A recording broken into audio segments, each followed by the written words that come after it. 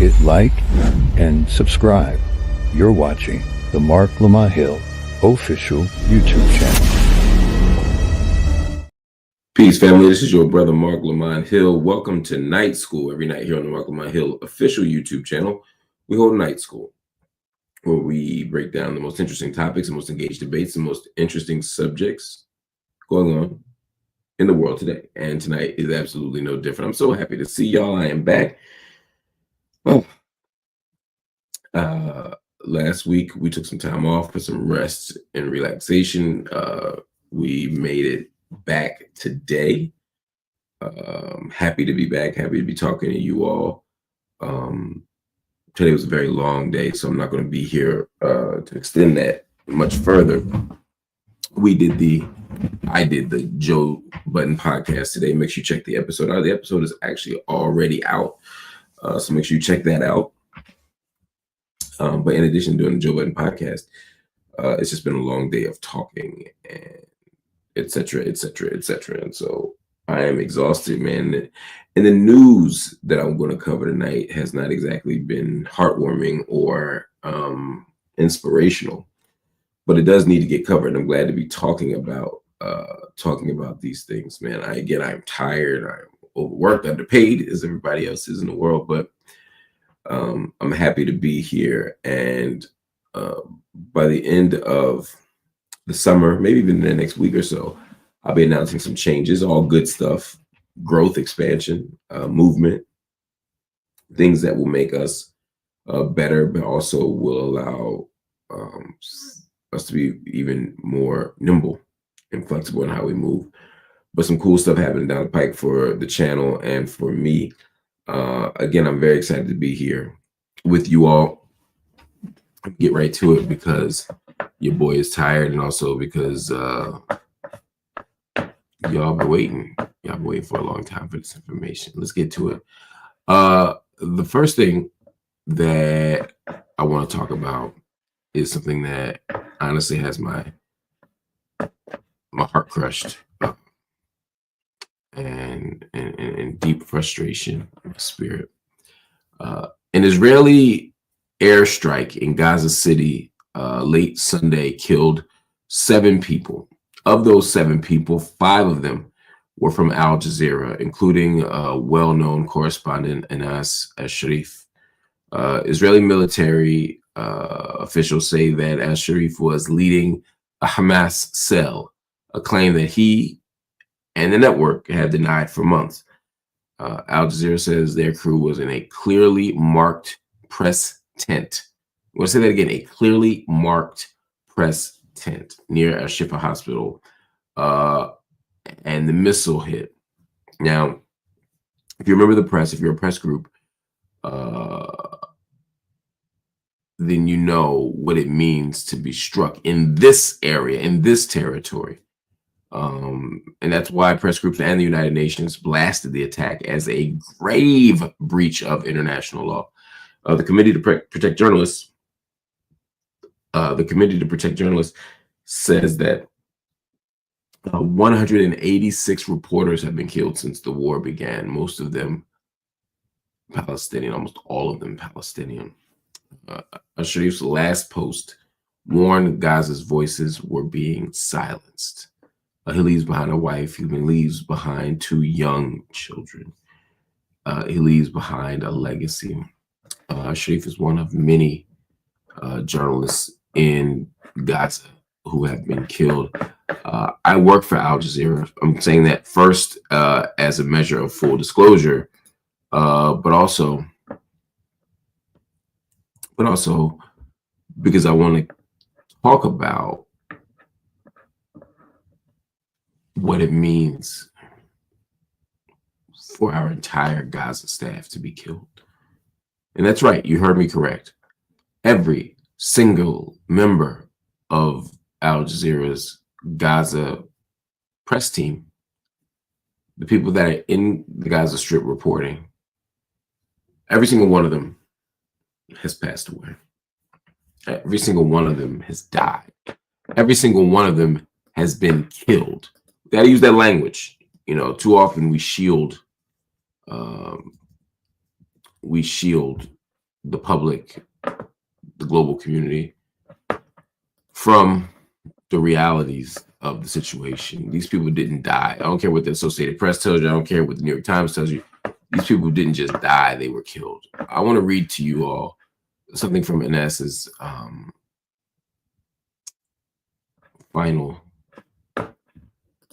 Twitter post. This is something that came up that I thought was interesting, heartbreaking, all the things, but I want you all to see it.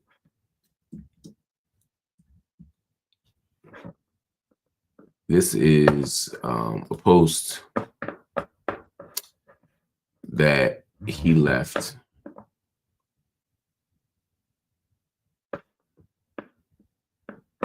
This is hard to read, but I will. Anas Al-Sharif, his last Twitter post says, "This is my will and my final message. If these words reach you, know that Israel has succeeded in killing me and silencing my voice. First, peace be upon you and Allah's mercy and blessings." Wa alaikum assalam. Allah knows I gave every effort, all my strength to be support and a voice for my people ever since I opened my eyes to life in the alleys and streets of the Jabalia refugee camp. My hope was that Allah subhanahu wa ta'ala would extend my life so I could return with my family and loved ones to our original town of occupied Al-Asqalan or Al-Majdal. But Allah's will came first and his decree is final. I've lived through pain. So just for some context, what he's saying is, if you don't understand, is that many people in Gaza are themselves refugees. They're living in Gaza because they were kicked out of 48. They were kicked out of what is now modern day Israel during the formation of Israel in 1948. And so he wanted to go back to Al-Majdal. He wanted to go back to Asqalan.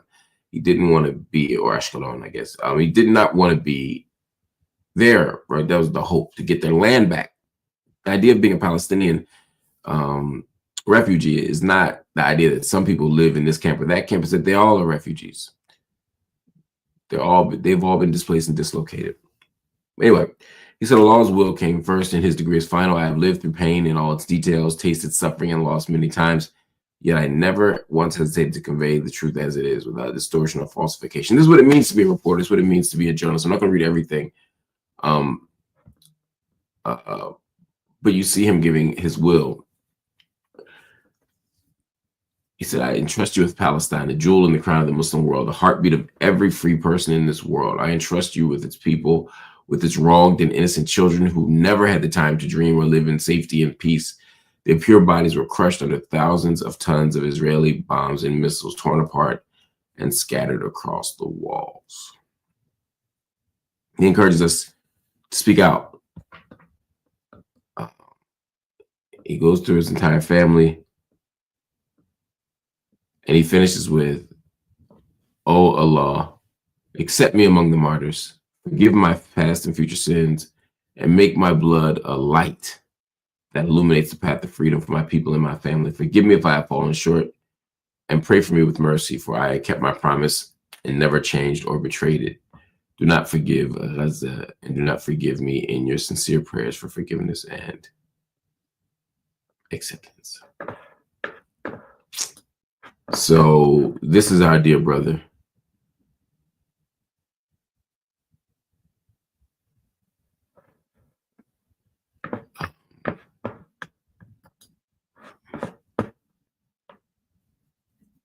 This is tough. This is painful. You know, and this is the point that I was making. Well, the point, he says, the other journalists like Bassam and Hind are independent contributors. There are no more AJ staff. AJ staff is gone. We're all gone. We no longer are reporting from there. We're no longer working there. Not because we pulled back, but because they killed us. Every single one of us. And Bathroom said the fact that they're not denying Anas's murder like they did with Shireen. Shireen is Shireen Abu Aqla, who was killed while wearing, again, clearly identifiable press gear. Shireen was a Palestinian American, and so some people were outraged by the Americanness of it all. But for me, obviously, that's not relevant. What's relevant is the fact that she died, that she was killed.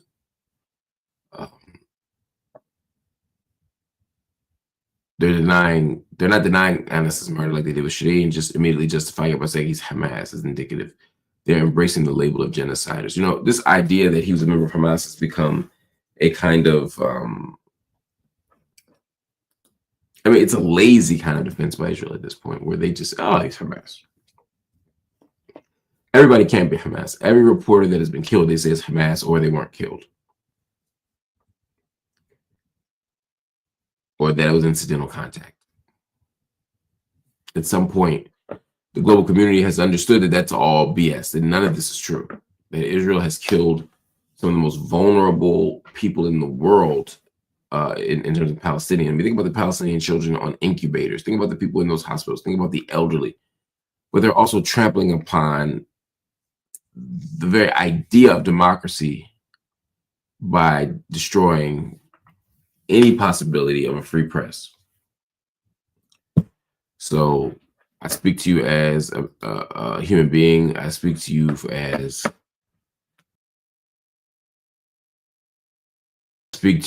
a human being. I speak to you as a journalist. I speak to you as an employee of Al Jazeera.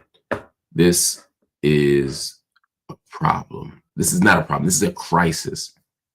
And something must be done about it. All right, y'all, let's keep it pushing.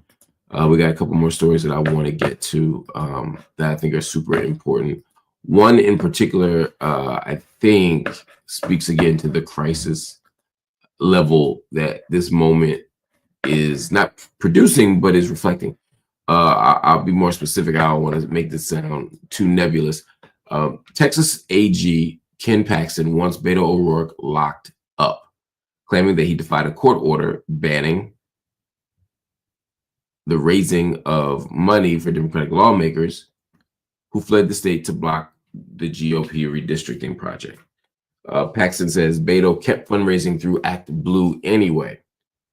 Beto says Paxton's twisting his words and abusing his office, posting the full video clip to prove it.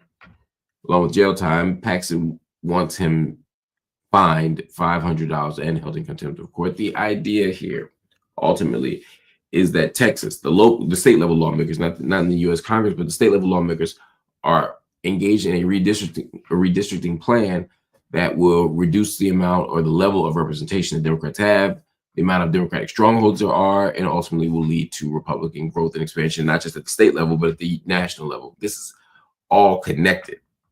And the reason why I'm even pointing out the state level that's happening in is to let you know the kind of limitations that the federal government has on how they can deal with this thing.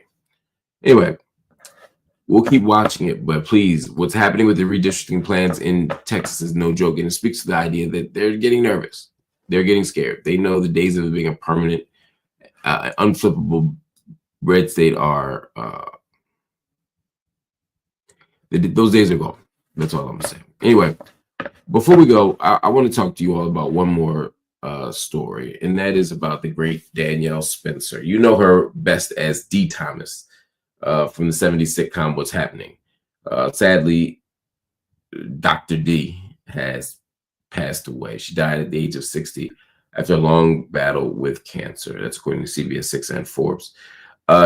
Spencer became a TV icon.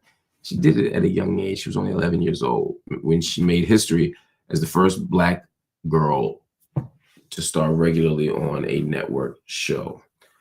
After acting, she became a veterinarian. That's an unusual profession for an actress, but she did it. She did it masterfully. And she worked as a veterinarian until the day she died, or until the time of her death. A former co-star Haywood Nelson called her a, quote, brilliant, loving, positive, pragmatic warrior. This was in a tribute that he gave. And he also added, she'll be missed in this form and forever embraced. Man, what a loss. Dee represented so many things around Black family, Black life, Black girlhood, and I always thought she was pretty dope. So sending love and healing energy to her family, her friends, and her fans. Family, that's it for tonight. But we got a lot more coming up tomorrow. You're going to see an early release from me and maybe even something later tonight, but more likely an early release from me and a bunch of new content that's not live. But you're going to get a live release from me in the morning and more live stuff later. It's time to get live. It's time to represent. Anyway, it's good to see y'all. Love y'all. Appreciate y'all. See you soon.